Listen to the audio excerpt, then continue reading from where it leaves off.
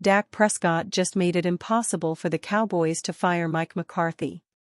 Don't expect the Cowboys to fire Mike McCarthy anytime soon. The Dallas Cowboys gave owner and de facto general manager Jerry Jones the worst birthday present imaginable on Sunday. The saddest part? Cowboys fans viewed the 38-point loss to the Detroit Lions at AT&T Stadium as poetic justice for Jones. Much like the humiliating playoff loss to the Packers in January, all eyes were on Jones after the historic defeat to see if he would lay down the hammer on Mike McCarthy. While Jones didn't give McCarthy a ringing endorsement, he made it clear that he is not considering a coaching change. Firing McCarthy wouldn't accomplish much at this juncture. The Cowboys are 3-3. They're a half game behind the inconsistent Eagles in the NFC East, and they still have a shot at clinching a wild card berth. Injuries are a major issue right now, and Dallas has gutted out some tough victories. With that said, it's easy to understand why folks are calling for McCarthy's job. While somebody normally has to answer for a loss of that magnitude, Dak Prescott made it virtually impossible for Jones to hand McCarthy his walking papers. Dak Prescott passionately defends Mike McCarthy after Cowboys' Week 6 loss. "I'll go to war for that guy, with that guy, every single day, and I'm not the only one in that locker room," Prescott said of McCarthy. "I feel like everybody feels that. If you heard what he said after that game, that's not something that I care to let you guys in on, honestly, but strong message. In a loss, to be able to feel that way, show those emotions and respond, I'll follow him. I'll follow him. I know he said it to you guys, he said it in there, he's looking in the mirror, as we all should. Thankful for him as my coach. Period." Dak Prescott on why he believes in head coach Mike McCarthy, the man he is, the preparation he puts into this, the leader he is. "I'll go to war for that guy, with that guy. I'll follow him." That's a powerful statement from Prescott. It is abundantly clear that McCarthy has the support of the locker room. The players came out in support of McCarthy following the wild card loss to the Packers. The fact Prescott is still willing to go to war for McCarthy puts the front office in a tough spot. As the team's quarterback and one of the best leaders in the NFL, Prescott's opinion is valued as much as any player on the team. With that said, powerful messages to the media can only buy McCarthy so much time. It's one thing that the Cowboys got blown out, but the Lions mocked them throughout the game. Head coach Dan Campbell and offensive coordinator Ben Johnson clearly took last season's loss personal, and they dialed up several trick plays to embarrass Dallas. One of them resulted in a long touchdown to tight end Sam Laporta to put Detroit up 17-3 in the second quarter.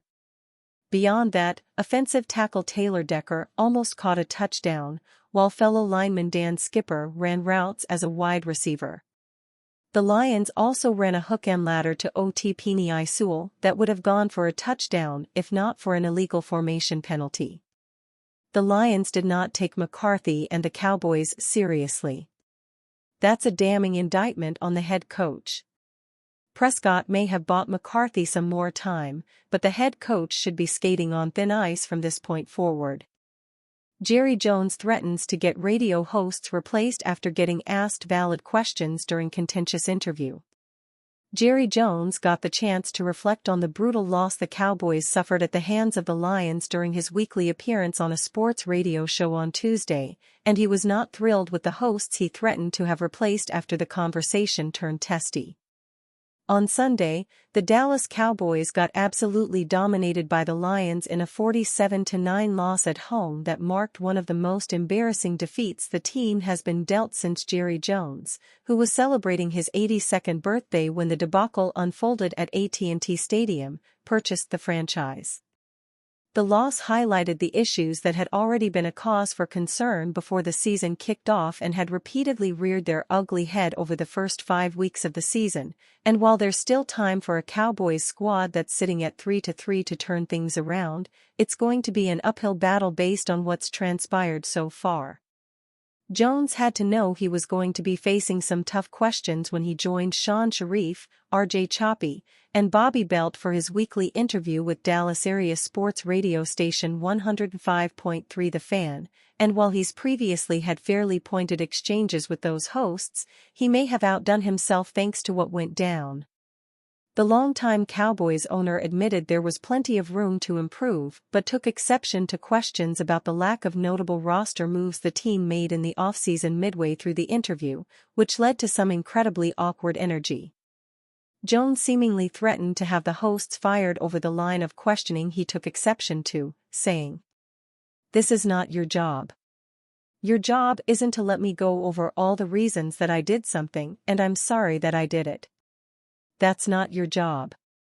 I'll get someone else to ask these questions." I'm not kidding. You're not going to figure out what the team is doing right or wrong.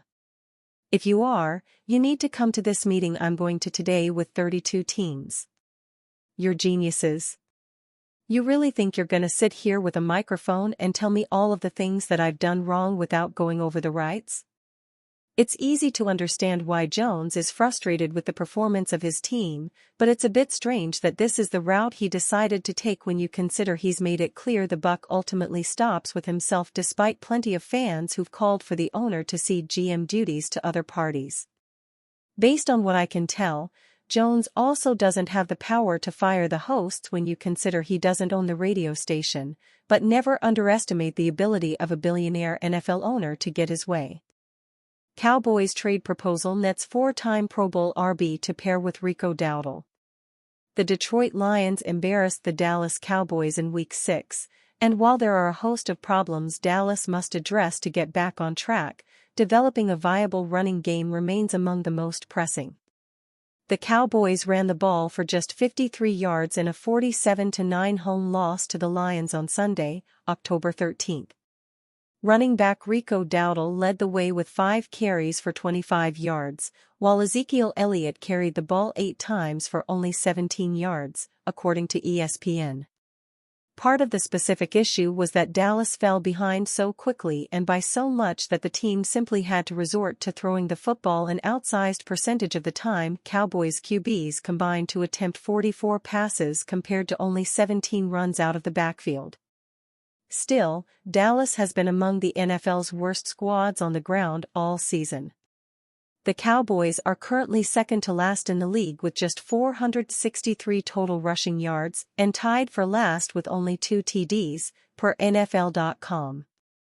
The team Dallas is tied with at the bottom of the league, the Cleveland Browns, just lost its starting running back in Jerome Ford to a hamstring injury.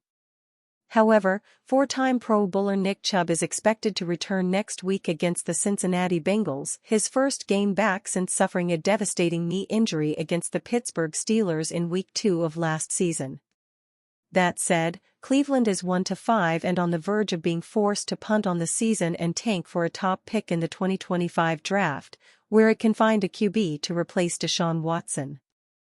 When that becomes an official reality, the Browns may not have any use for Chubb, as he will only help them to win games that would be more beneficial to lose.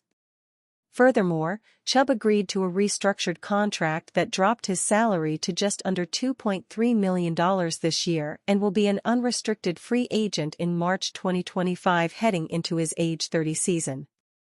While the Browns may no longer have need for Chubb's contributions, the running back will certainly desire a stage to prove he has returned healthy and can still perform at a high level. There is no better opportunity for that than the one offered by a highly publicized, not to mention highly criticized, 3-3 Cowboys team looking to turn its season around. Cleveland could get a late day 2 or early day 3 pick in return for Chubb, who doesn't appear on track to be back with the team next season anyway, while the Cowboys could get a running back with 6,511 yards and 48 TDs across 77 career games, a win on both sides.